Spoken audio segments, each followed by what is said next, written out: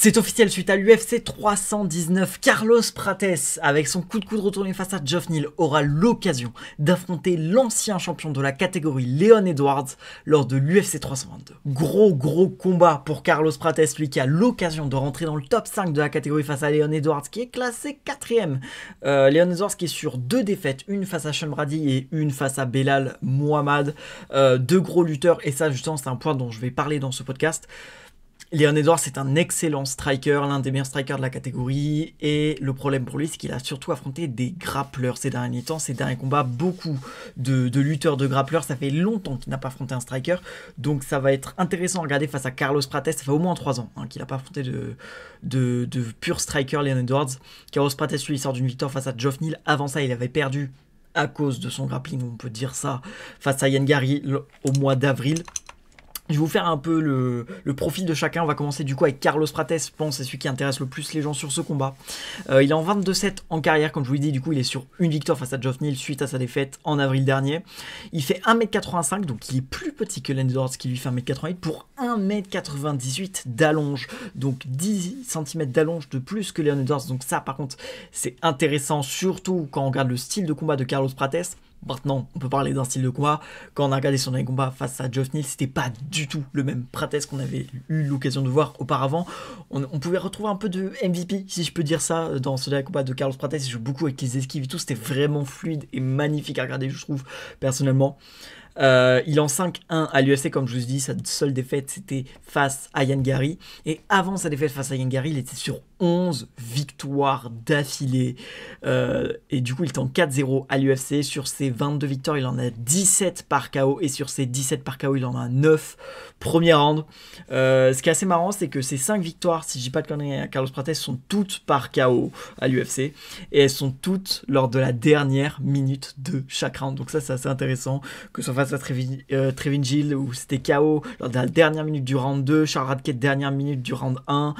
Jing Liangyi, dernière minute du round 2, Neil Magny, dernière minute du round 1, et Geoff Neal, dernière seconde du round 1. Donc voilà, Carlos Prates, c'est quelqu'un qui est en train de vraiment monter dans la catégorie. Évidemment, il est chez Fighting Nerds, donc la team du moment, la team qui a fait énormément de bruit en 2024 et qui continue de faire du bruit en 2025. Et Carlos Prates, il va pas affronter n'importe qui, comme je vous ai dit, il affronte du coup Leon Edwards, l'ancien champion de la catégorie, lui qui est en 22-5 en carrière. Il est sur 2 défaites consécutives, 2 revers, enfin son dernier combat c'était en mars 2025 où il avait perdu par soumission au 4e round face à Sean Brady, le numéro 2 de la catégorie. Et avant ça, du coup, il avait perdu face à Belal Muhammad, l'ancien champion de la catégorie. Du coup, Belal Muhammad qui lui avait pris sa ceinture. Avant sa défaite face à Belal Muhammad, faut comprendre que Leon Edwards, du coup, c'était en juillet 2024, il était invaincu depuis décembre 2015 face à Kamaru Usman, c'était cette défaite là.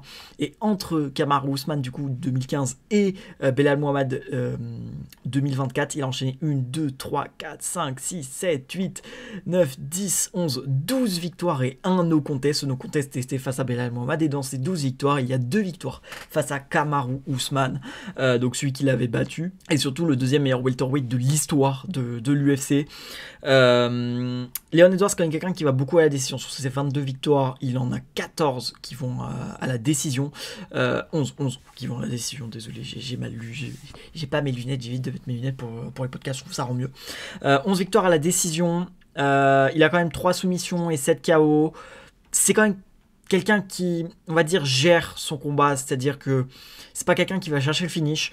Il va chercher à gagner les points. Il sait gagner les points dans les rounds de Leon Edwards, surtout en striking. Donc c'est là où ça va être ça va être assez dur, n'empêche, pour Carlos Prates, ça va pas être aussi facile que prévu. Maintenant, Leon Edwards, comme je vous dis, la dernière fois qu'il a affronté un vrai striker, il faut remonter loin. Il faut remonter très loin, parce que comme je vous dis, ses 2 derniers combats, c'était face à Sean Brady et Belal Muhammad. Avant ça, c'était une victoire face à Colby Covington, un pur lutteur. 2 victoires face à Kamaru Usman, un pur lutteur. Avant ça, c'était une victoire en juin 2021 face à Nate Diaz. Nate Diaz qui est quand même quelqu'un complet, qui a un gros cardio, qui est excellent au sol, qui est bon debout.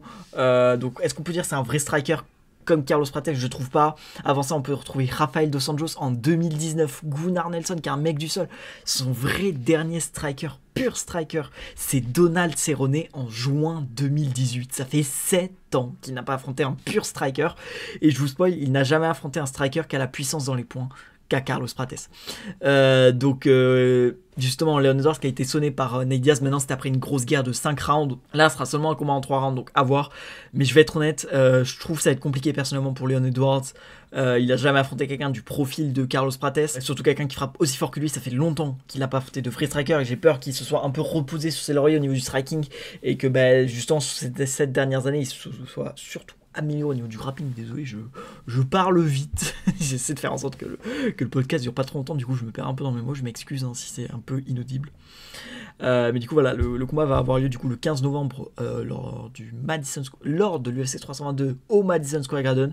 Ça va être très intéressant à regarder. Évidemment, on va faire nos pronostics. Moi, je vous parle juste aujourd'hui de mon ressenti sur le moment du combat. Je vous donne le profil des deux combattants au cas où il y en a qui connaîtraient moins l'un des deux combattants. Surtout Carlos Prates qui est beaucoup plus en vogue que Leon Edwards. Il sort d'un gros KO. Carlos Prates, s'il bat Leon Edwards et qui s'intègre dans ce top 5, ça va être ultra intéressant pour la suite de la catégorie parce qu'il y a beaucoup de contenders. Je vous rappelle que le champion de la catégorie, Jack Della Maddalena, va défendre sa ceinture dans le main event du même événement face à Islam Makhachev. Donc on va voir ça.